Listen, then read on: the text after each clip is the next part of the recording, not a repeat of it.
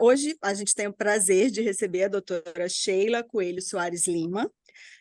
A doutora Sheila, ela fez graduação em Ciências Biológicas pela UERJ, no Rio de Janeiro, mestrado em Biologia, Biociências Nucleares, também pela UERJ, doutorado em Oncologia pelo Instituto Nacional do Câncer. Atualmente é pesquisadora no Programa de Carcinogênese Molecular do INCA, onde gerencia a Facility em Epigenética da instituição. Possui vasta experiência na área de biologia molecular de tumores, com ênfase em alterações epigenéticas de tumores do trato aerodigestivo superior. Desde 2014, é orientadora e docente no programa de pós-graduação em Oncologia do INCA. Então, o título da apresentação da doutora Sheila é Câncer de esôfago sob uma perspectiva epigenética, das alterações pré-neoplásicas à resistência ao tratamento. Muito obrigada, Sheila, por ter aceitado o convite. Você vai ter entre 40 e 45 minutos para apresentar, e ao final a gente vai fazer a discussão com o público. Muito obrigada. Perfeito, Eugênia, obrigada. Bom, primeiro, bom dia a todos. Queria dizer que é um prazer estar com vocês, infelizmente não fisicamente, né? Mas só de ter essa troca, ter esse contato, para mim já é super gratificante. Então, é um prazer enorme poder falar um pouquinho do que a gente vem fazendo. E queria agradecer especialmente a Eugênia pelo convite. A Eugênia era aqui do INCA, trabalhava aqui com a gente, né? Então, já nos conhecemos há bastante tempo, não vou dizer quanto, para a gente não revelar a nossa idade, mas é sempre gostoso poder rever os amigos, né? Mesmo que seja virtualmente. Bom, então, como a Eugênia falou, eu vou falar um pouquinho para vocês de uma das linhas de pesquisa, né, que eu venho desenvolvendo aqui no INCA sobre câncer de esôfago. Eu tenho, desde o meu doutorado, trabalhado com epigenética, câncer de esôfago até mesmo antes disso, então acho que mostra um pouquinho dos tipos de trabalho que a gente vem desenvolvendo aqui no laboratório, tá? Antes de começar, eu só queria fazer aqui um comentário, porque a gente fala muito de câncer, né? Há anos atrás falava-se muito de câncer como uma doença de pessoas ricas, né? A gente, talvez, há 20, 30 anos atrás, ouvia menos falar de câncer, conhecia menos pessoas com a doença, mas cada vez mais a gente se depara com um cenário que está em transição. E hoje o câncer é, sim, considerado uma doença social, tá? Esse pesquisador, eu gosto muito dele, ele é um epidemiologista, o Sir Michael Marmot. Ele fala que, na verdade, dois fatores de doenças não transmissíveis chamam a atenção, que elas têm uma distribuição global, né? Ou seja, elas não afetam preferencialmente regiões do planeta, e que geralmente elas apresentam, essas doenças, muita desigualdade do ponto de vista social. Ou seja, quanto mais baixa a sua posição social, maior o seu risco de desenvolver câncer. Por que eu gosto de abrir esse parêntese aqui antes de começar a falar? Porque a gente está num país com uma desigualdade social imensa, né? Então, o câncer vai ser, sim, cada vez um problema maior para a nossa sociedade. Então, se a gente não começar a falar, se a gente não começar a pesquisar as doenças que são importantes para a nossa população, a gente vai ter um problema bastante expressivo daqui a alguns anos. E quais são, então, esses cânceres tão importantes para a nossa população, né? Essa daqui é a lista dos 10 tumores mais incidentes em homens e em mulheres no Brasil, tá? E aqui eu ressalto o esôfago, que fica em 6º lugar entre os homens. Claro, provavelmente vocês ouviram falar muito menos de esôfago do que de próstata, de pulmão, de câncer de mama, mas ainda assim ele é um tumor bastante importante no nosso país. E uma outra característica que faz com que ele seja importante é que as suas taxas de incidência de mortalidade são muito próximas, né? Como vocês podem ver, essa barrinha azul e essa barrinha vermelha. O que isso quer dizer para a gente? Que a maioria dos pacientes que são diagnosticados com essa doença vão morrer por causa da doença, tá? E normalmente essa morte se dá até bem precocemente, até 2 anos após o diagnóstico. É claro que a gente tem outros tumores que matam mais, como por exemplo o de pulmão, em números, mas vocês podem ver que a diferença entre incidência e mortalidade aqui também é maior, ou seja, nem todo paciente que é diagnosticado com a doença morre. Então, a gente tem câncer de esôfago um perfil muito letal, que é o que a gente diz. E por que esse perfil letal é observado? A gente tem duas características, né, que levam a essa letalidade. Uma é a própria estrutura do esôfago, tá? O esôfago ele é um órgão que aparentemente pode não ter muita importância, porque é um tubo, né, que conecta a boca e o estômago, mas ele é um órgão muito que, assim, do ponto de vista anatômico, está muito próximo de estruturas nobres, né? Está muito próximo da aorta, está muito próximo do coração, muito próximo da traqueia, dos pulmões. Então, isso faz com que, uma vez que o tumor se espalhe, ele possa atingir esses órgãos. E como vocês podem imaginar, uma vez, por exemplo, que um tumor rompe as barreiras da aorta, a gente vai ter uma situação incontrolável de sangramento e morte do paciente, por exemplo. Então, essa é uma característica que faz com que o câncer de esôfago seja letal. E a segunda é que, já em estágios bem precoces, ele consegue se disseminar, porque o esôfago tem uma rede linfática muito rica. Então, mesmo tumores muito pequenos conseguem atingir essa rede linfática e se espalhar pelo corpo. Tá? Então, como eu disse para vocês, a sobrevida desses pacientes é muito baixa, né? Menos de 20% em 5 anos, fazendo com que a gente considere hoje, né, o câncer de esôfago pela sua frequência, ele é o 6º mais comum no Brasil entre homens, e também pela sua letalidade, a gente considera esse tumor um problema de saúde pública. Bom, falando de câncer de esôfago, a gente tem que fazer aqui uma observação de que, na verdade, a gente fala de 2 tipos de doença, tá? De acordo com o subtipo histológico. Um é o adenocarcinoma e o outro é o carcinoma epidermoide. Vou pedir desculpa que os slides estão em inglês, mas eu acho que não vai ter muita dificuldade da gente seguir, não. O adenocarcinoma, ele corresponde a 10 a 20% dos casos de câncer de esôfago, e o carcinoma epidermoide de 80 a 90%. Isso vai variar um pouquinho de população para população, mas, de uma forma geral, o carcinoma epidermoide é o mais comum. Eles diferem, como eu já disse, em termos de populações, e isso se dá porque os fatores de risco associados ao desenvolvimento desses tumores são diferentes. O adenocarcinoma, ele é associado com obesidade, com refluxo gastroesofágico, então é uma situação muito específica e inicialmente muito associada aos países de alto IDH, tá?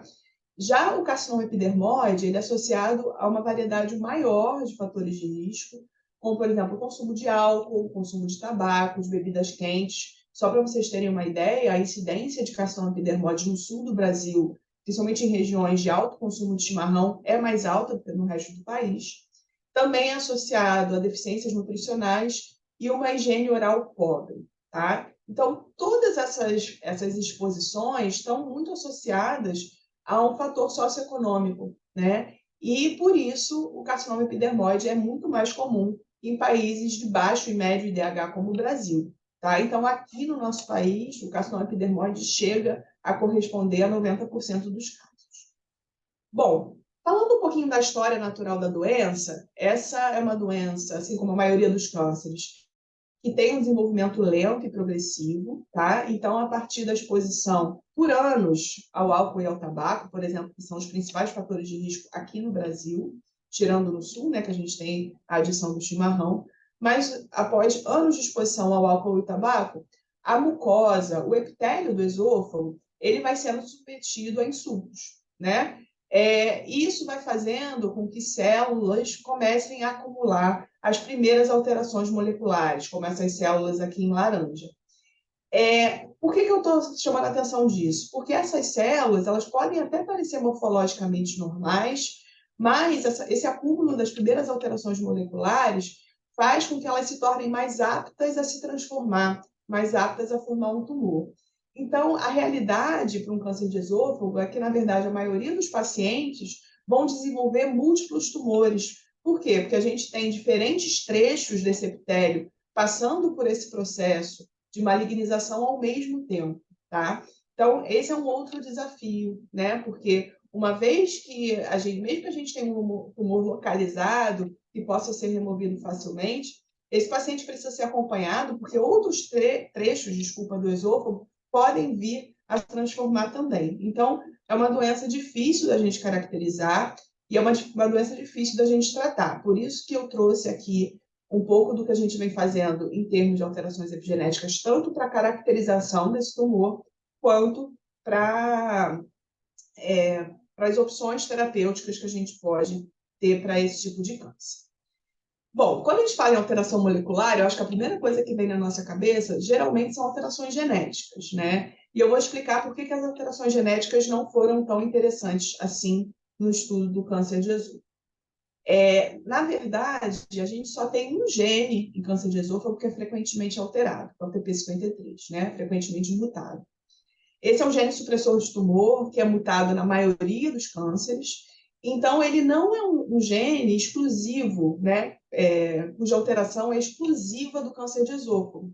Então, por exemplo, se a gente quiser usar as alterações nesse gene como biomarcador, elas não vão ser alterações muito específicas para esse tipo de câncer. Então, não foi um bom alvo. Já os outros genes, desculpa, eles têm uma frequência de mutação mais baixa. Então, de novo, alguns deles podem ser até exclusivos do câncer de esôfago, mas a gente teria uma sensibilidade muito baixa para detectar esse tipo de tumor, se a gente pensar num biomarcador, por exemplo, de detecção precoce, tá? Então, esses dados não são do grupo, tá? Esses dados são de um consórcio, o maior consórcio em câncer, na verdade, de análises genômicas, mas foi uma base para a gente não apostar nisso. E o que a gente fez, né? A gente participou de um outro consórcio, na verdade, focado só no carcinoma epidermoide de esôfago, em que a gente teve a comparação de amostras tumorais de diferentes regiões do mundo. O INCA, aqui no Brasil, foi o representante das Américas, tá? E a gente tem países da África, da Ásia e da Europa representados também. E nesse trabalho, não focando em genes específicos, né, a gente fez uma análise de assinaturas mutacionais. O que são assinaturas mutacionais? São padrões de mutação, tá? Ou seja, elas geralmente se baseiam no tipo de troca de nucleotídeo, ou seja, se é de A para T, de C para T, enfim, e também nas bases que flanqueiam essa troca. Então, com isso, a gente consegue estabelecer padrões nos diferentes tumores, e esses padrões vêm sendo associados a diferentes fatores, como, por exemplo, ancestralidade, como, por exemplo, exposições específicas. Então, a gente queria entender um pouquinho mais do desenvolvimento desse tumor do ponto de vista de assinaturas mutacionais. E a estratégia foi exatamente selecionar diferentes países, porque esses diferentes países têm diferentes fatores de risco. Bom, qual foi a nossa surpresa quando a gente percebeu que, na verdade, as assinaturas mutacionais não diferiam muito entre países? Só para vocês terem uma ideia do tamanho dessa surpresa, aqui no Brasil, como eu já disse, os tumores de esôfago, os carcinomas epidermoides, são muito associados ao álcool e ao tabaco. Já no Irã, por exemplo, são muito associados ao consumo de ópio. Então, a gente tem fatores de risco completamente diferentes, levando ao desenvolvimento do mesmo tumor, mas a gente esperava que os mecanismos genéticos fossem diferentes, e não são, tá? Então, isso foi uma surpresa e também trouxe para a gente mais, vamos dizer assim, mais uma razão para a gente não apostar tanto nessas alterações genéticas como alterações que vão ser úteis do ponto de vista de biomarcadores, como eu já mencionei, e que vão ajudar a gente a entender a história natural dessa doença do ponto de vista molecular, porque a história natural genética, pelo visto, parece ser idêntica, independente dos fatores de risco. A única exceção, que foi algo interessante que a gente achou, foi essa assinatura aqui, que é a assinatura 16, tá? Que ela só foi detectada em pacientes do Brasil e do Japão. Eles vão perguntar, Sheila, o que esses pacientes têm em comum, né? Brasileiros e japoneses. Essa assinatura, na verdade, é uma assinatura associada ao consumo de álcool e nos surpreendeu. Por quê? Porque no Japão, o consumo de álcool não é muito elevado, ao contrário do Brasil. Bom, então a gente foi explorar isso um pouquinho mais a fundo, tá? O que a gente observou? Né? Que, na verdade, a gente tinha um cenário diferente entre brasileiros e japoneses. Entre brasileiros, o alto consumo explicava o aparecimento ou a detecção dessa assinatura mutacional. Em japoneses, como eu disse, o consumo não é tão elevado, mas a população japonesa tem uma frequência alta de um polimorfismo que atrapalha, né, o metabolismo do álcool. Como ele atrapalha? Ele atrapalha a eliminação desse álcool do organismo. Ou seja, os japoneses, mesmo consumindo menos álcool, esse álcool se acumula. Na verdade, o que se acumula é o acetaldeído, né, que é o agente carcinogênico produzido a partir do metabolismo do álcool. E, por esse acúmulo, a gente tem, então, as alterações genéticas acontecendo, e com isso a gente conseguiu detectar a assinatura mutacional 16, mesmo numa população que não consome tanto álcool assim. Então, desse trabalho, acho que aqui é um resumo, né? Mas eu acho que foi o achado mais interessante.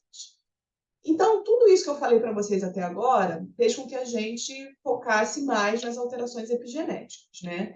E por quê? Claro, meu próprio viés, né? Mas também porque, do ponto de vista de alterações genéticas, claro que elas contribuem muito para a determinação do fenótipo, fenótipos esses que podem ser patológicos, né?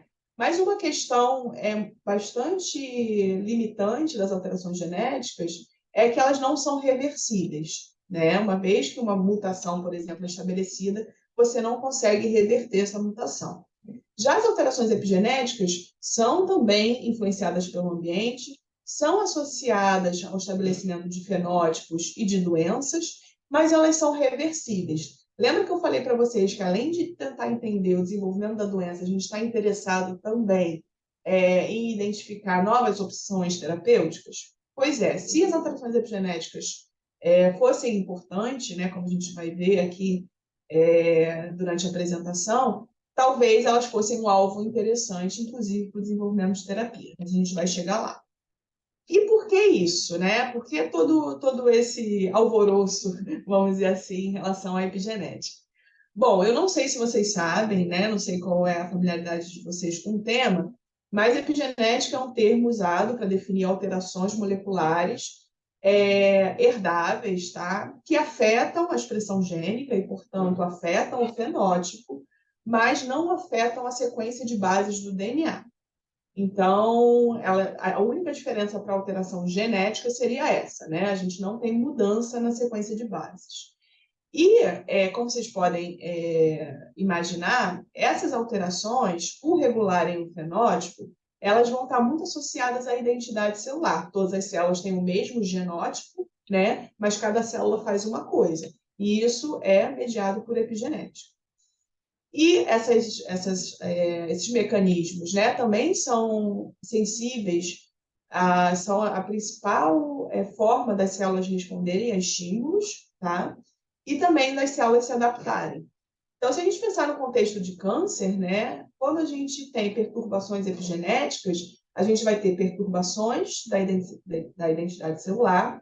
Na verdade, essas alterações podem ter sido induzidas, por exemplo, pela exposição aos fatores de risco, e são mecanismos pelos quais as células tumorais se adaptam e conseguem sobreviver em ambientes muitas vezes até inóspitos. Então, tudo isso levou a gente a esse, como eu disse, a esse alvoroço em relação à epigenética. Então, a hipótese é que, uma vez esses mecanismos desregulados, a gente teria condições patológicas sendo desenvolvidas, inclusive o câncer. Então, é um pouco disso que a gente vem, dentro disso que a gente vem trabalhando. E qual foi o mecanismo epigenético que a gente escolheu para trabalhar? Foi a metilação do DNA, tá? A metilação do DNA é um mecanismo relativamente simples, é uma reação catalisada por essas enzimas aqui, as DNA metiltransferases, em que a gente tem a transferência de um grupamento metil para as citosinas seguidas de guaninas, né, os chamados sítios CpG. Então, a gente forma, após essa reação, a 5-metilcitosina. Essa base ela vai ter um papel importante na regulação da expressão gênica, tá? Essa modificação dessa base. Aqui eu trago um resumo do que acontece em câncer. Em câncer, a gente divide, né, os genes associados em câncer em dois grupos, os supressores tumorais e os oncogenes. Vocês podem imaginar que numa célula normal, os supressores tumorais, que são genes que freiam o desenvolvimento de tumores, esses genes têm que estar ativos, tá? Enquanto os oncogenes em células normais estão inativos. Isso se dá por metilação. Então, os oncogenes são hipermetilados, ganham metilação e, portanto, são silenciados, e os genes supressores tumorais não estão metilados em células normais e, portanto, são expressos e estão ativos. E a gente tem ainda aqui nessa representação um outro grupo, né, de elementos genômicos, que são os elementos repetitivos ou elementos transponíveis, que em células normais também precisam estar silenciados por metilação. Por quê? Porque esses elementos, eles atuam como vírus, tá? Então, eles são capazes de pular o nosso genoma, né? De sair de uma região e se reintegrar em outra região. Então, vocês podem imaginar, uma vez esses elementos ativos, o quão perigosos eles podem ser para a estabilidade do nosso genoma. Mas isso aqui é o perfil de uma célula normal, né? Supressor tumoral não metilado, elementos repetitivos e oncogenes metilados e silenciados. Ao longo do desenvolvimento de um câncer, o que acontece, né? Os supressores tumorais podem ser metilados e silenciados. Os oncogenes os oncogenes aqui embaixo podem ser desmetilados e, portanto, ativados. E os elementos transponíveis também podem ser desmetilados e ativados e levar a uma instabilidade genômica. E esse é o perfil final que geralmente a gente vê nos tumores. Mas a gente não tinha ideia do que acontecia no câncer de esôfago, tá? Esse aqui é um perfil geral e é claro que as regiões afetadas vão variar de tumor para tumor. Bom, só para a gente entender um pouquinho melhor como a metilação regula a expressão gênica, eu gosto desse esquema porque aqui a gente tem uma região promotora não metilada, tá? Então, quando essa região promotora está nesse estado, a RNA polimerase e os fatores acessórios conseguem se ligar e ativar a transcrição gênica, enquanto em regiões promotoras metiladas, a gente tem o recrutamento de outras proteínas que vão fazer um bloqueio físico da transcrição. O que é isso? Os fatores de transcrição não conseguem mais reconhecer essas regiões e não conseguem recrutar a RNA polimerase para fazer a transcrição. Então, esses genes são silenciados. Por isso que a metilação geralmente está associada ao silenciamento gênico, ou seja, a não expressão de um gene. Bom, então, como eu falei, esse é o perfil, né? Aquele perfil que eu mostrei para vocês, é o perfil de câncer de uma forma geral. Então, a gente começou lá atrás tentando entender qual seria o perfil do carcinoma epidermoide de esôfago. Para isso, inicialmente a gente comparou tecido adjacente, não tumoral, que é um tecido morfologicamente normal, mas lembra que eu falei para vocês que esse tecido pode carregar as primeiras alterações moleculares, e tecido tumoral de 10 pacientes, tá? Com carcinoma epidermoide de esôfago. E, além disso, a gente incluiu na análise amostras de esôfago de indivíduos saudáveis, de indivíduos sem câncer. E fez essa comparação por uma análise de microarranjo de metilação, que na época analisava 1.500 ciclos CpG do nosso genoma. E com isso a gente tentou estabelecer um perfil tumor específico, comparando esses dois tecidos aqui, e alterações que pudessem ser precoces ao longo do desenvolvimento do câncer de esôfago, ou seja, que já pudessem ser detectadas no tecido adjacente, aquele morfologicamente normal, mas que pode acumular alterações em comparação ao tecido esofágico de indivíduos sem câncer.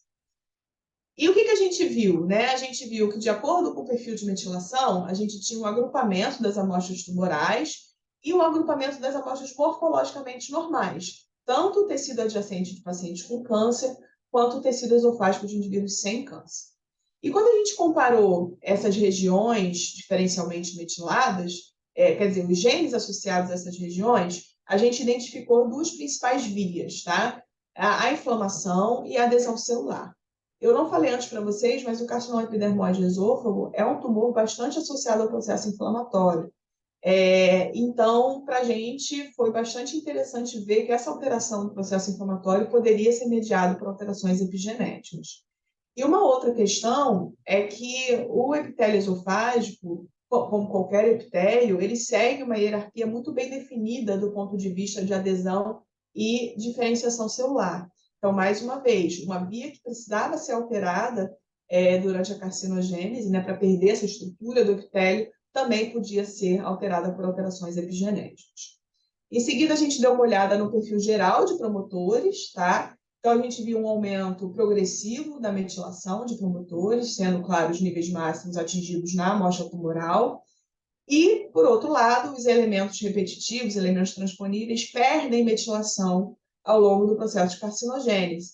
Lembrando que, uma vez esses elementos desmetilados ou menos metilados, eles se tornam ativos e eles podem gerar instabilidade genômica. Então, foi vamos vamos dizer assim, um resultado feliz para a gente, né? Porque bateu bem com o que tinha sido descrito para outros tumores. E quando a gente foi olhar para aquelas alterações precoces, né, o que a gente identificou? Que entre o tecido saudável esofágico e o tecido adjacente, de pacientes com câncer, a gente tinha alterações de metilação em alguns genes, e entre eles, esses dois genes aqui, o BCL3 e o TFF1, que a gente vai falar um pouquinho mais. Bom, o TFF1, a gente viu um perfil de ganho de metilação progressivo. Ou seja, o tecido saudável tinha os menores níveis de metilação, no adjacente, essa metilação aumentava, e no tumor, essa metilação aumentava ainda mais. Mas será que isso resultava numa alteração de expressão? E a gente viu que sim, né? Na verdade, o tecido saudável tinha os maiores níveis de expressão gênica, e o adjacente, o tumor, os menores. E a gente confirmou isso também a nível proteico, tá? Aqui são amostras saudáveis, aqui adjacentes e aqui tumorais, né? A marcação marrom é a marcação da expressão da proteína, então a gente vê que no tecido adjacente, aqui no epitélio do esôfago, e no tumor, a gente não tem mais essa proteína sendo expressa. E qual a importância disso? Bom, o TFF1 é uma proteína secretada, tá? Que vai interagir com as mucinas para produzir o muco do esôfago. O nosso esôfago, o esôfago humano, ele é protegido por muco, porque vocês podem imaginar, né? Durante a alimentação, a gente tem, claro, um insulto mecânico ao esôfago acontecendo o tempo inteiro. Então, se a gente não tem um muco para proteger essas células epiteliais, a gente vai ter problemas. Então, o nosso trabalho mostrou que, na verdade, a metilação de TFF1 e o seu silenciamento era uma alteração precoce, ou seja, já era observado naquela mucosa não transformada do paciente com câncer de esôfago, e isso poderia ajudar os insultos aos quais esses pacientes estão expostos a gerar danos nessas células, já que o muco não seria estabilizado como no indivíduo sem câncer. Tá? Então, esse foi o primeiro achado nesse sentido. Em relação ao BCL3, eu acabei não trazendo aqui os dados de metilação, mas o BCL3 tinha um perfil inverso, tá? Ou seja, ele tinha menos metilação no adjacente no tumor e, portanto, mais expressão gênica, como a gente pode ver aqui nesse gráfico. E também do ponto de vista de expressão proteica, aqui um tecido saudável, aqui é o adjacente, não tumoral, e o tumor, mostrando a detecção da proteína. E, de novo, qual a relevância disso? BCL3 é um gene que codifica uma proteína anti-apoptótica, tá? Então, ao mesmo tempo que esse esôfago estaria mais suscetível a sofrer insultos, ele tem maiores níveis de expressão de uma proteína anti-apoptótica. Isso quer dizer que, mesmo com danos, essa célula vai ter dificuldades de morrer, tá? Então, esse foi um achado também que a gente achou bastante interessante. E, mais ou menos na mesma época que a gente achou esses resultados, né, que a gente se deparou com esses resultados, foi publicado um artigo mostrando que a expressão de BCL3 poderia ser regulada por interleucina 6. E lembra que eu falei para vocês que, dentre os genes diferencialmente metilados, a gente tinha genes envolvidos no processo de inflamação, um deles era a própria IL-6. Então, a gente confirmou a maior expressão de IL-6 pelo tumor, tá? Isso a gente provou que era mediado por perda de metilação de IL-6. A gente provou maiores níveis também de expressão proteica e a gente usou um modelo in vitro com células tumorais de esôfago para mostrar que também no esôfago a IL-6 era capaz de induzir a expressão de BCL3. Então, a gente fechou esse trabalho mostrando que a gente tem maior expressão de BCL3 no tecido adjacente não tumoral e que isso poderia ser mediado por IL-6. Então, só para resumir essa parte, né, como eu falei lá atrás da história natural, a partir de um epitélio esofágico normal, de um indivíduo sem câncer, a exposição aos fatores de risco pode levar às primeiras alterações moleculares, ainda numa mucosa com aparência normal, e, claro, essa exposição contínua pode levar ao desenvolvimento de um tumor de esôfago. E a gente sugere, né, que o silenciamento de TFF1 por metilação do promotor poderia perturbar essa proteção da mucosa, já nesse tecido aparentemente normal, e isso poderia ajudar essa transformação a acontecer, ao mesmo tempo que os tumores expressam altos níveis de IL-6, e essa IL-6 pode induzir a expressão de BSL-3 também por mecanismos epigenéticos, tanto no próprio tumor quanto na mucosa adjacente não tumoral, fazendo o quê? Induzindo proliferação e inibindo a apoptose. Então, por enquanto, foram esses os achados que a gente se deparou, né? E da outra via, que eu mostrei que está diferencialmente metilada para vocês, a via de adesão celular, a gente também focou em um gene, que é a desmogleina 1, que é um gene que codifica uma proteína desmosomal, e o perfil que a gente observou foi maior metilação no tumor, tá? Menor expressão gênica. Além disso, para esse gene, a gente viu que a metilação tinha uma associação com a sobrevida desses pacientes. Ou seja, pacientes que tinham maiores níveis de metilação sobreviviam menos que pacientes que tinham menores níveis de metilação de desmogleína. Lembrando que a maior metilação leva ao silenciamento, isso quer dizer que esses pacientes aqui perdiam a expressão de desmogleína 1 e, com isso, perdiam adesão célula a célula, fazendo com que esses tumores fossem mais agressivos. E a gente foi olhar para a expressão proteica também. Eu gosto muito dessa marcação, eu acho muito bonita, sou suspeita, mas eu acho muito bonita.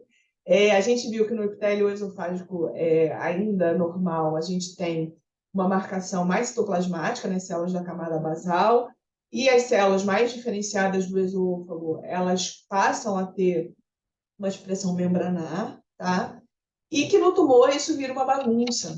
Ou seja, a gente tem regiões com expressão, regiões sem expressão, e que principalmente no fronte de invasão desse tumor, que é essa região aqui, a gente tem uma expressão citoplasmática parecida com a camada basal do esôfago. E é exatamente na camada basal que a gente tem proliferação do epitélio esofágico. Então, isso foi bastante interessante e a gente vem explorando um pouquinho mais o papel da desmogleína no carcinoma epidermoide de esôfago. Bom, mas aí a tecnologia avançou bem rápido, né? A gente começou lá com os 1.500 sítios CPG e a gente decidiu desenvolver um novo trabalho, mais ou menos com a mesma abordagem, comparando o tumor de esôfago com o tecido adjacente não tumoral, porém usando essa nova plataforma, o 450K, né? Também um microarranjo de metilação, mas agora analisando 450 mil sítios CPG. E aí a gente encontrou um número enorme, né, de regiões diferencialmente metiladas, mais de 70 mil. Então, qual foi a nossa estratégia para tentar entender o que estava acontecendo? Fazer um enriquecimento de vias, ou seja, esses genes que são afetados por metilação, eles participam preferencialmente de alguma via? E a gente encontrou, claro, um número enorme de vias alteradas, mas uma delas chamou nossa atenção, que foi a via de sinalização de Wnt. A via de sinalização de Wnt é uma via bastante associada à embriogênese, tá? Já tem sido que tumores epiteliais tendem a reativar essa via e por diferentes mecanismos. Alguns, por exemplo, como o carcinoma coloretal, por alterações genéticas. E a gente mostrou no nosso trabalho que essa via está alterada em carcinoma epidermoide de esôfago por alterações epigenéticas, tá? Então, esse achado foi bastante interessante e a gente também vem trabalhando nisso agora. Só para vocês terem uma ideia, isso aqui é uma representação simplificada da via de Wnt, tá? E todos os genes que estão pintadinhos, aqui todas as caixinhas que estão pintadinhas, são genes afetados por metilação do carcinoma epidermoide de esôfago de acordo com os nossos dados. Então, vocês podem ver que todas as etapas da via são afetadas, né? Então, a gente está explorando isso mais a fundo. Bom, então, por enquanto, eu venho mostrando para vocês como a epigenética pode contribuir para o desenvolvimento e para a progressão do carcinoma epidermoide de esôfago, desde as alterações precoces, lá que envolvem TFF1, BCL3, até as alterações observáveis só no tumor, como as alterações de desmogleína e as alterações da via de Wnt. Mas, como eu antecipei, um outro interesse nosso é entender, ou melhor, tentar identificar novos mecanismos terapêuticos que possam ser aplicados nesses pacientes. E por quê? Porque até hoje, né, o câncer de esôfago ele é tratado com quimioterapia e radioterapia convencionais, tá? Quimioterapia com cisplatina e 5-fluoracil, quimioterapia e radioterapia também convencional. Então, o que a gente tentou fazer? A gente fez um modelo in vitro em que a gente tratava essas células com cisplatina, tá? Que é um dos quimioterápicos mais usados para tratamento com câncer de esôfago, e olhou qual era o perfil das células que sobreviviam a esse tratamento.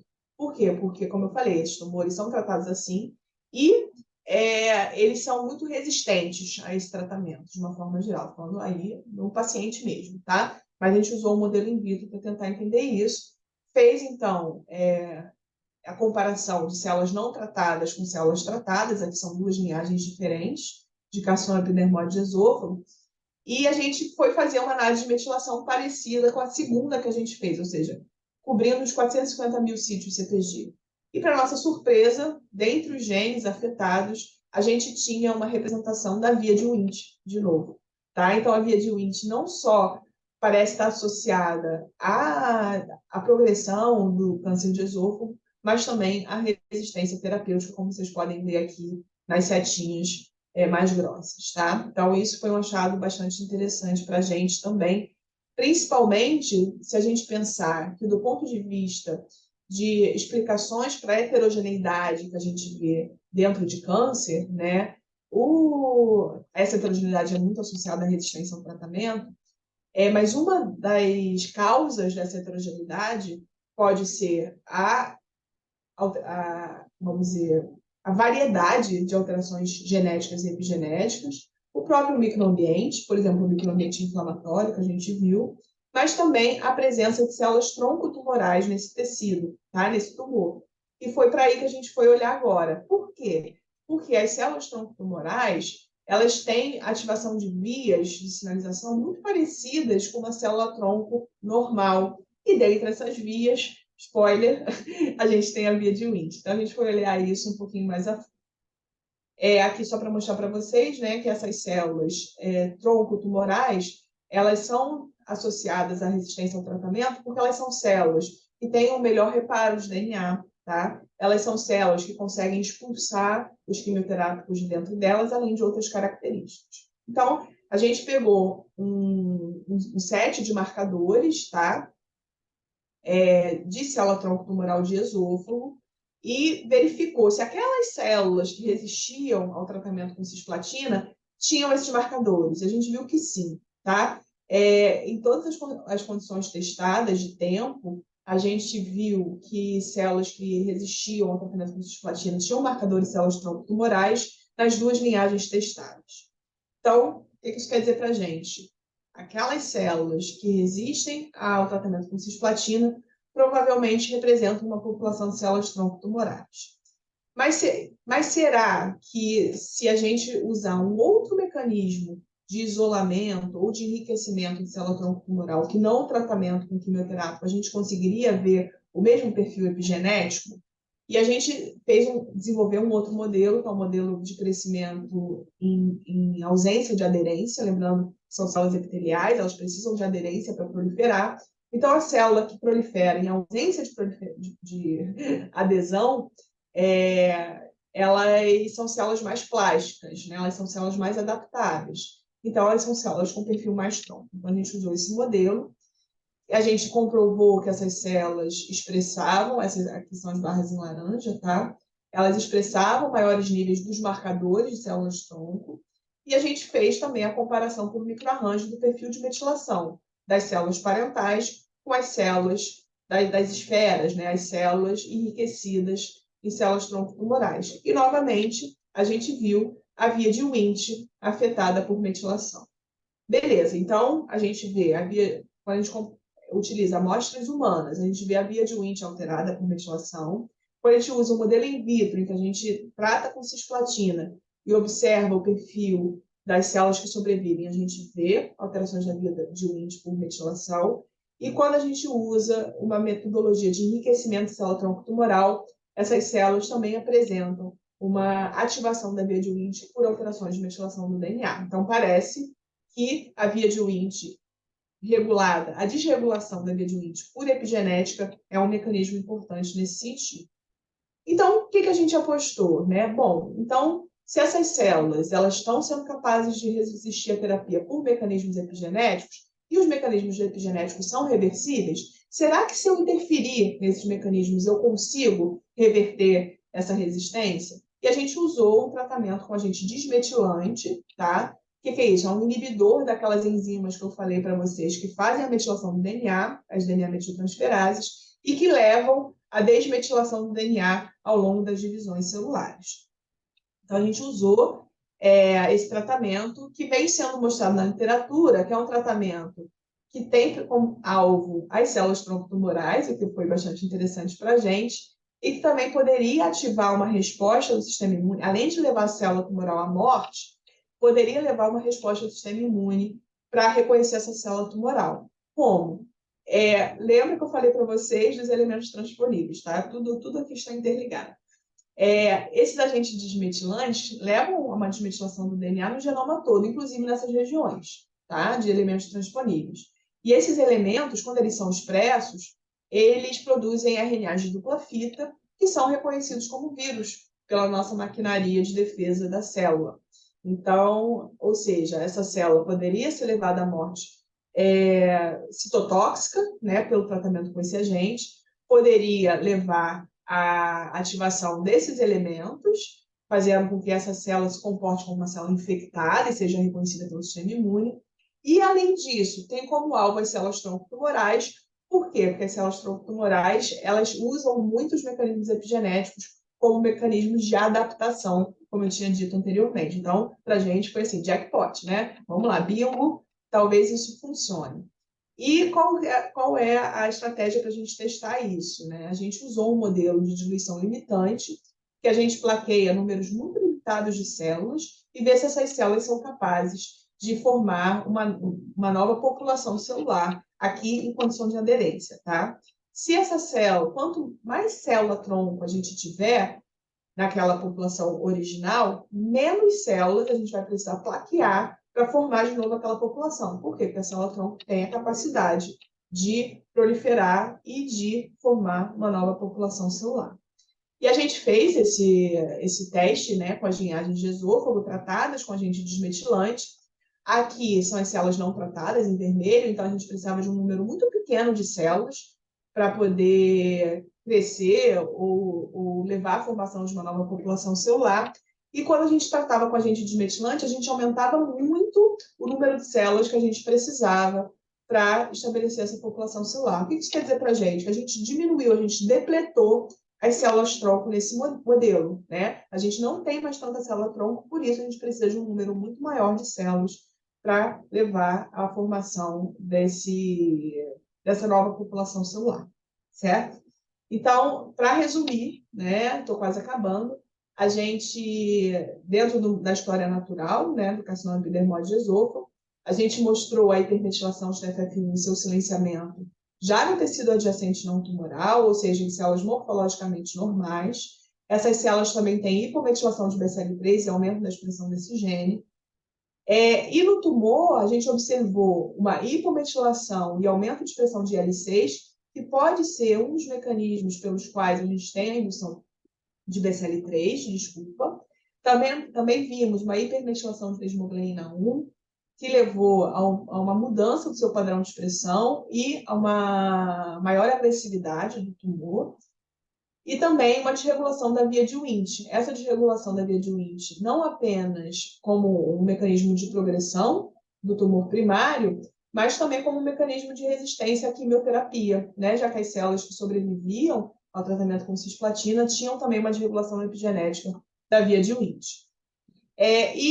Essas células são células com perfil tronco, né? Que são capazes de autorrenovação, e a gente tentou uma estratégia de tratamento com uma droga epigenética, né, com agente desmetilante, exatamente para ter essas células com perfil tronco como alvo. E a gente sim viu que a gente consegue depletar essas células em modelos in vitro.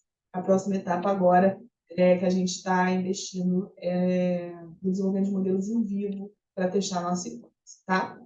Só para finalizar, vou voltar rapidamente para esse achado, né, em que a gente via uma similaridade muito grande de assinaturas mutacionais entre populações com fatores de risco completamente diferentes, e por que não analisar as alterações epigenéticas nesse mesmo contexto, né? Então, a gente desenvolveu um novo trabalho, tá?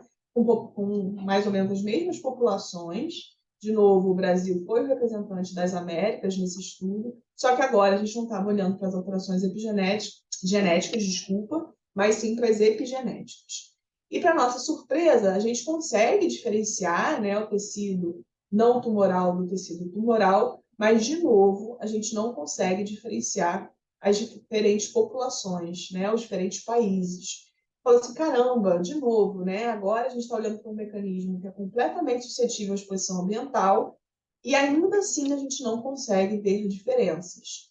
Então, a gente se perguntou o que essas populações tinham em comum, né? E, na verdade, gente, o único fator que a gente encontra em comum entre todos esses países é o baixo nível socioeconômico, tá? E como eu comecei lá no início falando que o câncer é uma doença social, a gente está muito interessado em investigar isso agora, porque já foi mostrado que, do ponto de vista epigenético, o baixo status socioeconômico, né, que está aqui mostrado pelo nível de educação, que é uma proxy de status socioeconômico, ela tem um fator, ela tem um efeito, né, sobre alterações epigenéticas muito parecidas, às vezes, com, por exemplo, o hábito de fumar e de beber, tá? Então, é nisso que a gente está investindo um pouco agora. E só para trazer um pouco da hipótese que a gente está desenvolvendo, é que esse baixo status socioeconômico, dentre outras variáveis, né, tem uma variação dietética importante. Essa variação dietética pode levar a alterações da microbiota do organismo, e alterações da microbiota podem afetar o desenvolvimento de câncer. Como? Um dos mecanismos é via epigenética. Por quê? Porque bactérias comensais são capazes de produzir metabólitos, tá? Que são mediadores epigenéticos, que vão inibir, por exemplo, mecanismos epigenéticos importantes. Então, é nisso que a gente está investindo agora, nesse crosstalk, né? Nessa comunicação, ou seja, o baixo status socioeconômico afetando a microbiota, inclusive do próprio esôfago, e essa microbiota poderia estar afetando os mecanismos epigenéticos via esses metabólicos. Então, só um resultado bastante preliminar, a gente está comparando a microbiota esofágica entre pacientes com baixa educação, com menor tempo, né, de educação formal e maior tempo de educação formal. Como eu disse, essa é uma proxy bem aceita para estado socioeconômico, e fazendo a comparação da microbiota e da metilação do DNA. Aqui, só para vocês terem ideia dos primeiros achados, né, aqui a gente tem um perfil, né, de diferentes gêneros bacterianos em indivíduos com menor tempo de educação e com maior tempo de educação.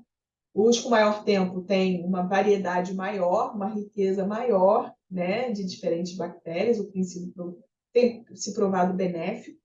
E, além disso, mesmo aquelas bactérias que aparecem nos dois grupos, né, aqueles gêneros bacterianos que aparecem nos dois grupos, diferem em termos de frequência.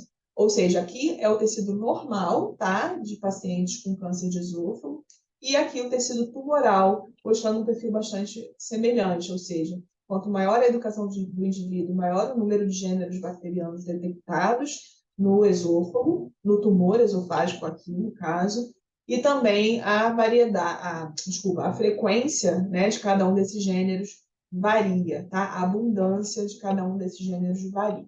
Então, é nisso que a gente está investindo agora. Espero que tenha sido proveitoso para vocês. Eu passei um pouquinho de tempo, peço desculpas, mas eu queria mostrar um pouquinho o que a gente vem fazendo.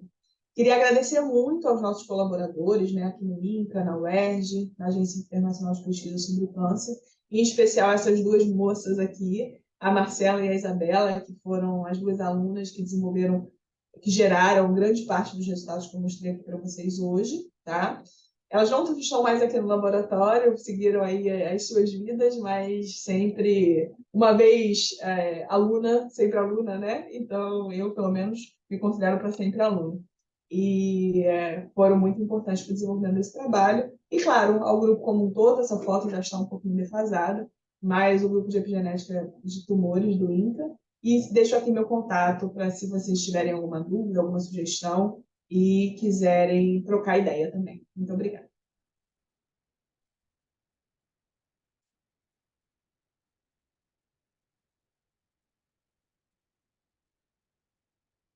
Vou parar aqui o compartilhamento só para ver vocês melhor.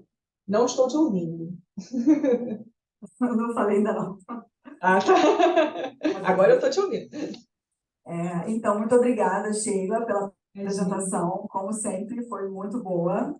Gosto muito das suas apresentações. Acho que levantou algumas questões aqui para mim e acredito que também para as pessoas que estão assistindo. A gente vai abrir, então, para as perguntas. Alguém? Algumas pessoas. Vem aqui, ele levantou a mão primeiro e está pertinho. Obrigado. Meu nome é Leonardo Farias, pesquisador aqui do IGN. Obrigado pela apresentação, Sheila. Excelente fala. Aí eu fiquei curioso para saber se vocês tinham olhado também o transcriptoma para ver se vocês viam as enzimas, as metiladas, as demetiladas reguladas também, ou se isso seria algo que aconteceria muito pontualmente e aí sumiria, porque você mostrou mais os dados da marca, né, da alteração, mas não o transcriptoma. Então, eu fiquei com essa curiosidade, ou se isso está em perspectiva. Obrigada, Leonardo, pela sua pergunta, faz todo sentido. A gente tem, sim, a análise de transcriptoma.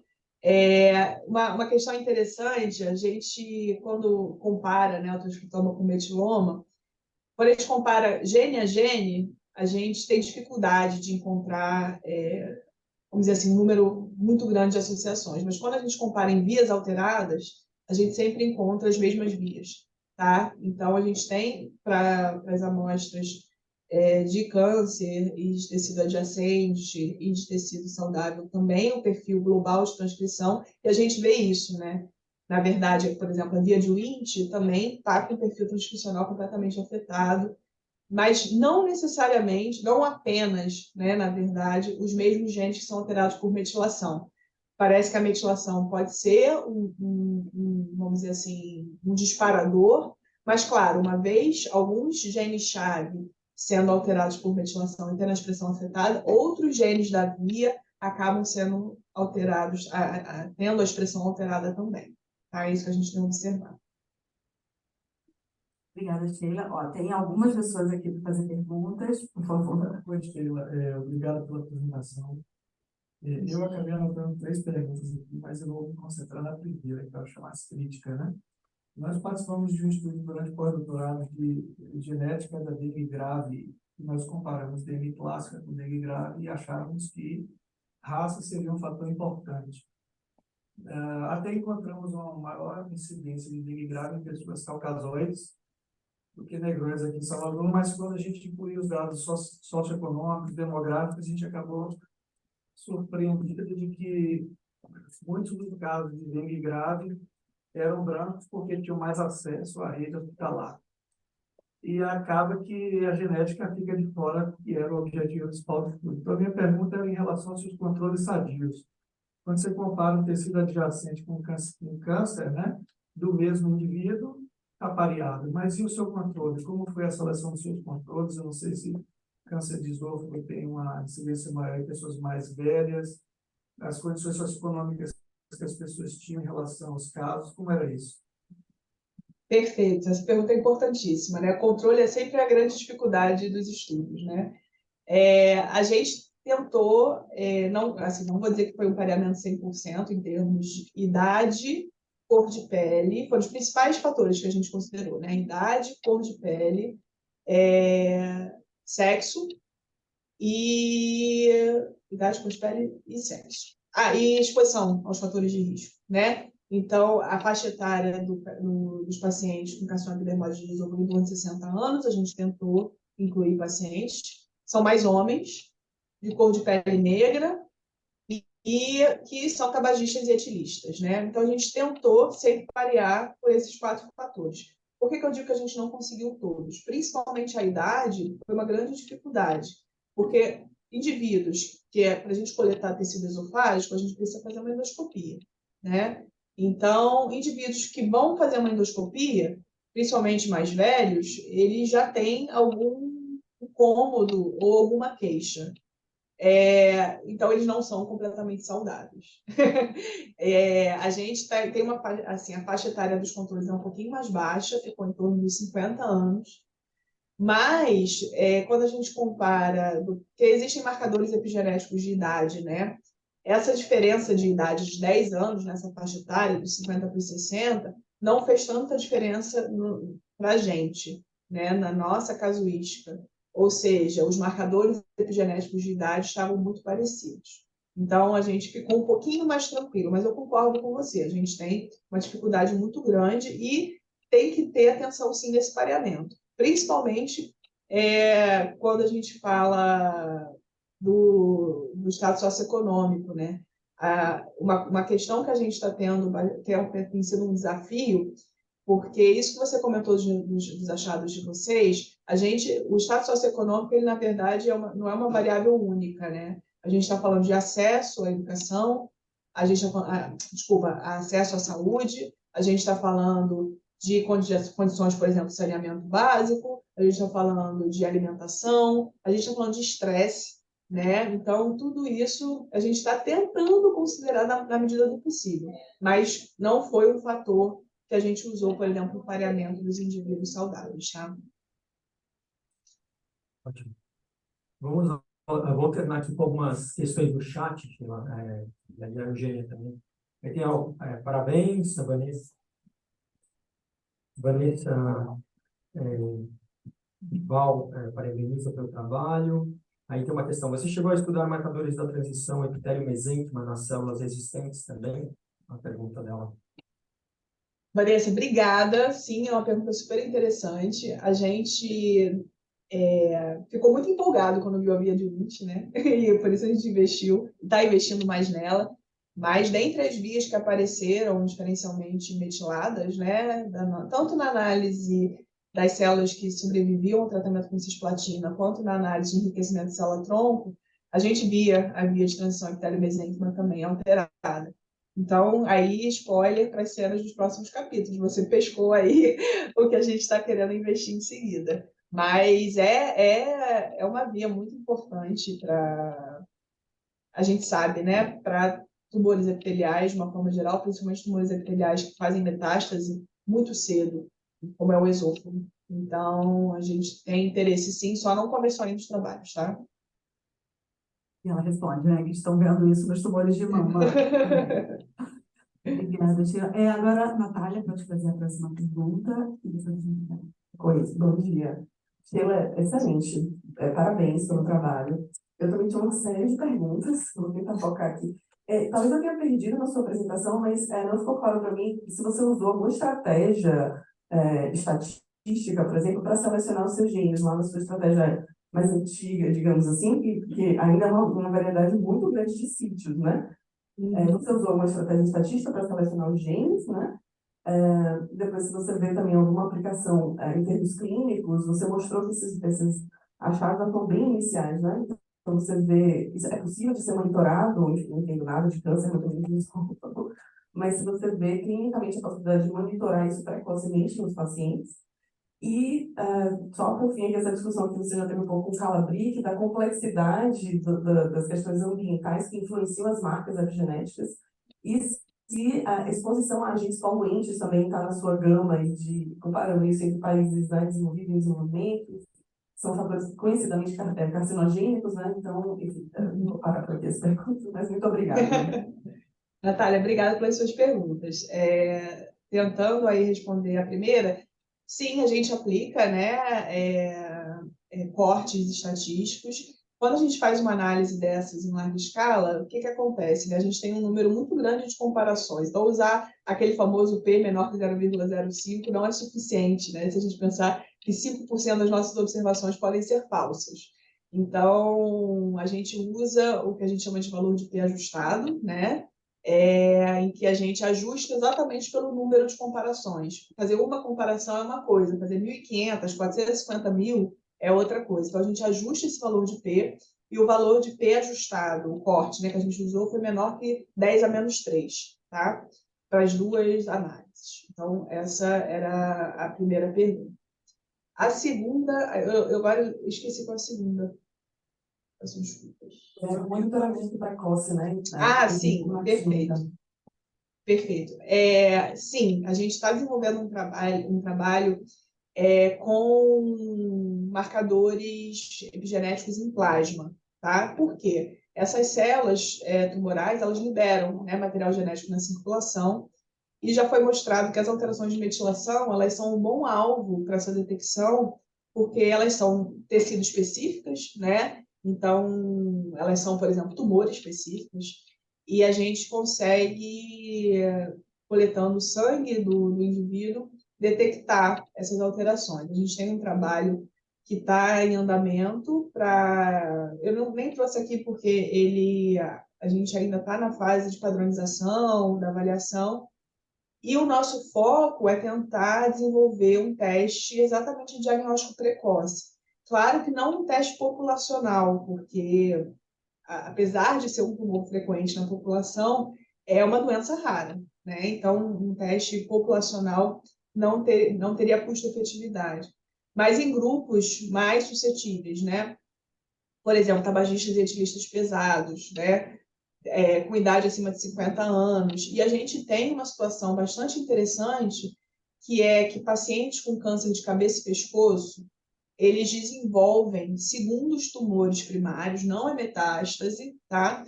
No esôfago. Por quê? Porque são pacientes com o mesmo perfil dos pacientes com câncer de esôfago. Então, às vezes, o paciente com câncer de cabeça e pescoço faz o tratamento, sobrevive ao tratamento e acaba morrendo de um segundo tumor primário de esôfago. E aí a gente quer aplicar esses marcadores de rastreamento nesses pacientes para a gente tentar fazer um diagnóstico precoce e não precisar, por exemplo, ficar submetendo esses pacientes a exames endoscópicos. Então, isso está em andamento, sim. Alguns desses marcadores que eu mostrei para vocês, como o TFF1 e o BCL3, são alvos que a gente tem apostado. E no desenvolvimento do estudo com o microarranjo mais abrangente, né, com o 450K, a gente identificou ainda mais marcadores e está testando um painel agora de 7 marcadores, tá, para esse diagnóstico precoce. E a tua pergunta em relação à poluição, a gente não está ainda investindo nisso, tá? É uma questão super interessante, a gente tem muito interesse não só em termos de agentes poluentes, mas também a gente tem um estudo, que o INCA tem um setor de prevenção, né? E trabalha muito com exposição ocupacional. Então, a gente tem estudos com exposição ocupacional, por exemplo. A gente desenvolveu um trabalho com frentistas, né, de postos de gasolina. Eles estão mais expostos, por exemplo, ao benzeno. Então, a gente tem estudos nesse sentido, não em termos de poluição, mas exposição ocupacional e também exposição a agrotóxico. Também, dentro da exposição ocupacional, a gente está desenvolvendo estudos nesse sentido. Ainda em indivíduos sem câncer, tá? Fazendo essa análise para avaliar se essa exposição pode estar associada ao desenvolvimento ou aquisição, né, de alterações epigenéticas que podem contribuir para o desenvolvimento de tumores mais para frente. Acho que eu respondi tudo. Espero que sim. Sheila, bom dia, parabéns Bom dia. pela apresentação. Sou Intermaia Reis, pesquisador aqui do Cruz, professor da Faculdade de Medicina da UF. Sou patologista, dou aula de patologia do trato gastrointestinal. Olha, estou até com vergonha das minhas imunos agora. Não, eu entendi muito. Eu costumo dizer que sexta-feira, de 9 às 10, era 8 às 9, um momento muito bom para mim, porque eu tenho a oportunidade de aprender. Você realmente preencheu esse requisito. Eu teria 3 pontos, rapidamente. O primeiro é se vocês estão separando, eu vi que você está mais no carcinoma escamoso, mas se você vê alguma diferença com adenocarcinoma do esôfago no paciente com barreira, esôfago de barreira. Essa é a primeira coisa que vocês estão estudando, obviamente, um mecanismo um pouquinho diferente, né? A segunda coisa é se vocês têm olhado, eu lembro de uma observação muito tempo atrás, lá em 1978, 79, um colega patologista, o Luciano Vieira, ele fez um estudo muito simples, que era verificar a frequência de câncer de esôfago nos pacientes que tinham megaesôfago versus os que não tinham megaesôfago. E agora nós temos uma corte aqui com a colega, uma parceria para estudar megaesôfago Chagas, depois até eu acho que a oportunidade de talvez até colaborar com a doutora Lívia, que tem essa corte aqui no nosso hospital, Roberto Santos. eu gostaria que você comentasse sobre se vocês têm olhado os pacientes com megaesôfago. E tem toda uma história de estase de alimentos, tal, bactérias. E, por último, o microbioma, é uma coisa que me preocupou lá atrás. O primeiro vídeo que eu pretendi orientar aqui era um colega patologista, e ele não foi adiante com o trabalho, é que eu achava que uma coisa que poderia facilitar a maior disseminação do câncer lá na vagina, no colo do útero, seria a presença de bactérias no microbioma produtora de metaloproteinases. Aí eu queria saber se vocês estão de olho nessas metaloproteinases, né? De maneira tal que não fizer o microbioma, para ver se a presença de bactérias produtoras de metaloproteinase colabora mais para a disseminação do tumor. Muito obrigado e parabéns mais uma vez pela sua apresentação didática, pelos resultados do seu grupo. Eu tinha um Gustavo Curto, era um colega aí, não sei se ele é um geneticista, ainda está no INCA. Era Gustavo Curto, o nome dele? Curto. Era um professor que trabalhava com genética aí no INCA. Há muito tempo atrás, a gente julgava muitos projetos lá na CAPES, ele era um geneticista, eu precisaria que ele estivesse no seu grupo aí. Parabéns, viu? Muito obrigado. Muito obrigada aí pelas palavras, obrigada pelas perguntas. Assim, acho que você pegou 3 pontos importantíssimos, né? Em relação à pergunta do adenocarcinoma, do esôfago de Barré, a gente tem, não é a minha linha, tá? Mas aqui no INCA tem grupos que trabalham com isso, e eles estão tentando, assim, vem, né, uma alteração progressiva, ou seja, eles têm estudos, por exemplo, com indivíduos obesos, indivíduos que têm esôfago de Barré curto, esôfago de Barré longo e adenocarcinoma, né? Fizeram, claro, não é o mesmo indivíduo, né? Mas fizeram grupos nesse sentido e observam uma transição de alguns marcadores moleculares, sim. A questão esses grupos, né, estão interessados principalmente em identificar marcadores que possam predizer qual é o esôfago de Barré mais propenso a virar um adenocarcinoma. Por quê? Porque a frequência é baixa, né, de transição. Acho que só em torno de 4% dos esôfagos de Barré longos é que viram um adenocarcinoma ou que não originam um adenocarcinoma. Então, estão investigando nesse sentido. Não é minha linha, tá? Mas eu sei que aqui no INCA tem grupos trabalhando com isso, sim. Em relação ao megaesôfago chagásico, isso é algo que a gente tem um interesse absurdo. Nunca tivemos a oportunidade, porque é uma doença, assim, leva, né? Tem maior risco de desenvolvimento de carcinoma epidermoide, sim. E assim, a nossa curiosidade maior é saber se do ponto de vista molecular, né, como eu falei, para tumores associados a diferentes fatores de risco, como a gente estudou em diferentes populações, os mecanismos moleculares parecem ser muito parecidos, né? Será que um tumor vindo de um paciente com Chagas também vai ser parecido ou vai ser um tumor completamente diferente? Então, pode aí distribuir meu contato para quem você achar que possa ter interesse nisso, porque é um interesse muito grande nosso, né?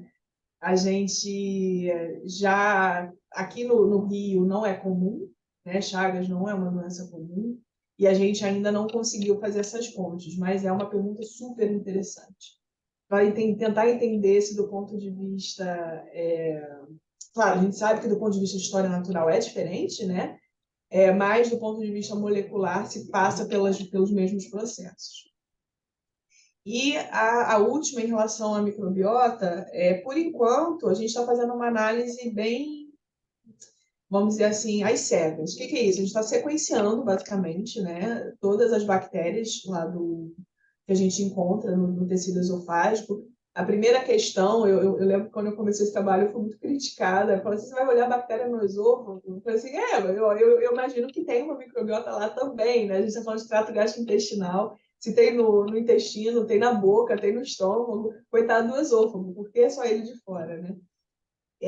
Então, a gente está fazendo essa análise para tentar identificar aquelas bactérias não só mais frequentes, mas aquelas que apresentam uma distribuição, uma abundância, né, diferente, dependendo do estado do paciente, para depois a gente investir nos assim, identificando essas espécies bacterianas mais frequentes, investir em explorar quais metabólitos podem ser mais importantes.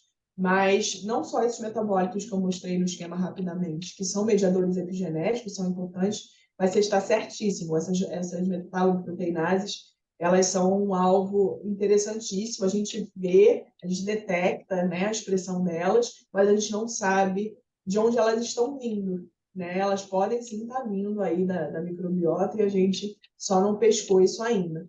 Mas é algo que a gente está de olho e espero um dia aí poder mostrar para vocês dados um pouquinho mais consistentes nesse sentido, né? Como eu disse, por enquanto é só um rastreamento mesmo do que tem ali, né? Tem poucos trabalhos ainda em esôfago em relação à microbiota e a gente espera contribuir um pouquinho aí para entender o que acontece durante a carcinogênese com essas populações bacterianas. Sheila, quando eu fiz esse estudo lá atrás, eu vi que não só as bactérias, mas também o próprio tumor, ele empurra porque macrófagos e fibroblastos que estão ao lado começam a expressar a metaloproteinase. Eu queria olhar nos dois sentidos. Uhum. Perfeito, perfeito. A gente tem até um trabalho, né, de análise desse perfil, né, das células imunes, a gente vê alterações importantes. Então, acho que faz muito sentido. Te agradeço aí pelas sugestões.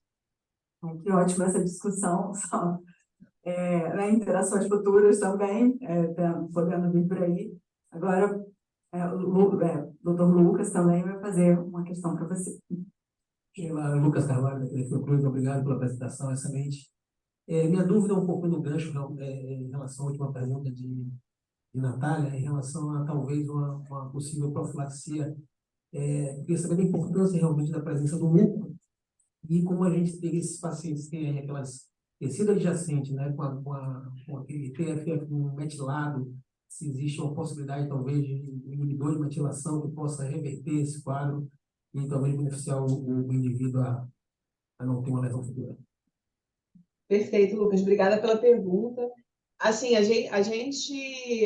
hoje, as estratégias, né, terapêuticas de desmetilação, elas ainda são muito pouco específicas, né? Ou seja, a gente não consegue ainda desmetilar um gene específico. Então, as drogas, né, que foram desenvolvidas, até, assim, agora está começando a aparecer inibidores mais específicos. Por exemplo, a gente tem 3 DNA metiltransferases diferentes, né? Então, a gente não conseguia inibir especificamente uma. Agora já estão conseguindo desenvolver inibidores. Tem grupos trabalhando com estratégia CRISPR para desmetilação de regiões específicas. Então, as estratégias estão começando a aparecer. Com a estratégia que a gente tem hoje, né, que é essa desmetilação global, sem escolher regiões do genoma, acaba sendo muito perigoso a gente fazer um tratamento desse tipo num indivíduo que não tem câncer. Por quê? Porque a gente corre o risco de desmetilar o TFF1, sim, mas outras regiões que a gente não gostaria. Então, a gente ainda não tem essa proposta.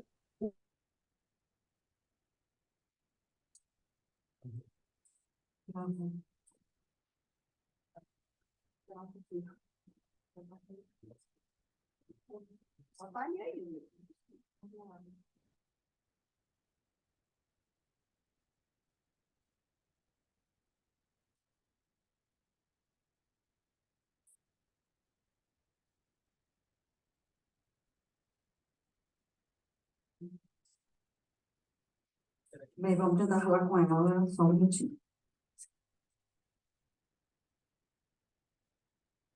Não fez esse micro, né?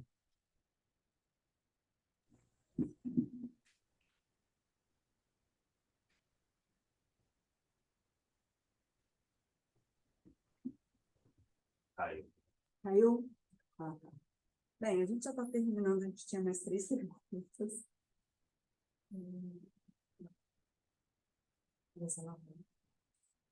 Bem, vamos só esperar um pouquinho para ver se ela consegue voltar. Mas a gente já está, assim, né, com algumas perguntas feitas, teríamos mais 3 aqui, mas precisaria ser um pouquinho rapidinho também, porque a gente já está com o horário bem adiantado.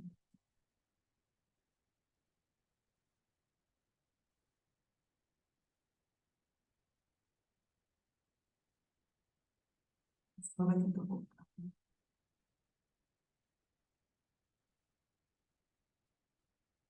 Você está falando falar no WhatsApp? Não. Vou tentando já foi isso. Tchau.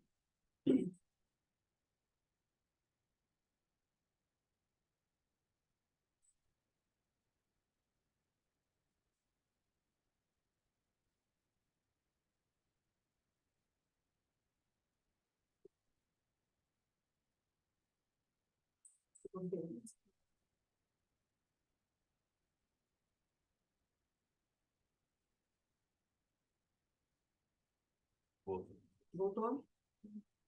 Oi, Sheila, conseguiu voltar. Ah, você tá muda, tá sem o microfone, tá desligado.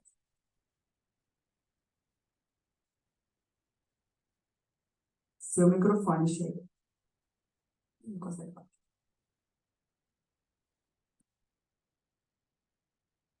Problemas tecnológicos. Ah, Estão pronto. me ouvindo? Voltou. Então, a gente tem mais duas perguntinhas, vamos tentar ser mais rápidos agora nessa etapa final, porque a gente, né, já está com o tempo um pouquinho estendido. E, por favor, se apresenta. Bom dia, Sheila Márcia. Eu sou doutoranda da pós-graduação em Ciências da Saúde da Faculdade de Medicina aqui da UFBA. E a minha pergunta é bem rápida. A senhora fala sobre a questão da educação. Quando você faz essa análise da educação, você fala em nível de escolaridade ou um programa específico? Por quê? Inclusive, eu venho de um processo de pesquisa em obesidade, nós já avaliamos vários polimorfismos genéticos, e hoje o meu doutorado, acredite, após várias análises, é também voltado para a parte de educação relacionada a doenças crônicas, principalmente o câncer, que é uma doença crônica, assim como a obesidade, nosso foco é a obesidade. Quando você traz esse último slide e bota assim no topo a educação, eu falei, meu Deus, a gente está no topo e nem sabia. Aí eu queria a sua informação de escolaridade ou se é um programa de educação. É nível de escolaridade mesmo, tá? Assim, a gente, na verdade, o nível de escolaridade desses pacientes é, em geral, baixo, mas a gente usa um corte que é o ensino fundamental completo ou não, tá? Então, a gente compara, porque, normalmente, o que se observa, não só no Brasil, mas no mundo todo, né? Quanto menos o indivíduo tem de tempo de estudo, quer dizer que maior as dificuldades socioeconômicas, por exemplo, ele começou a trabalhar mais cedo, abandonou a escola, e questões nesse sentido, né? É isso, a gente usa a escolaridade, o tempo, né? Na verdade, os anos de educação formal como uma medida de status socioeconômico, tá? Mas é isso, comparando o ensino fundamental completo contra aqueles que não têm ensino fundamental completo. Obrigada, gente. E Nada, Jaqueline, nossa, Bom dia, doutora Sheila. Bom dia, doutora Sheila, está me ouvindo? agora estou. Inicialmente, agradecer você compartilhar seus dados com a gente, assim, foi um momento de muito aprendizado hoje pela manhã. E minha pergunta é no sentido sobre a droga que você está utilizando para tentar modular a metilação no tumor. Queria saber dados sobre seletividade e toxicidade dessa droga, não só pensando na toxicidade aguda, mas também assim, algo a longo prazo. Né, se existir alguma forma de você tentar anular uma aplicação intratumoral, até porque eu acho que o esôfago está numa posição difícil, né, de ser acessado, então, queria saber sobre isso. Obrigada. Obrigada pela sua pergunta, muito importante. As drogas epigenéticas, elas estão aí, vamos dizer assim, há bastante tempo, mas o grande empecilho inicial foi exatamente a toxicidade para os pacientes, né? Ou seja, o paciente de repente melhorava do câncer, mas morria por toxicidade hematológica, por toxicidade até de outros tecidos, tá? E aí, qual foi a estratégia? Diminuir muito essas doses, não do ponto de vista de eliminar o tumor por completo, né? Aí a estratégia mudou. Eu não quero mais matar todas as células tumorais. Eu quero matar aquelas células que seriam mais sensíveis, né? Que são, por exemplo, essas células com perfil mais tronco, são mais sensíveis a essas drogas.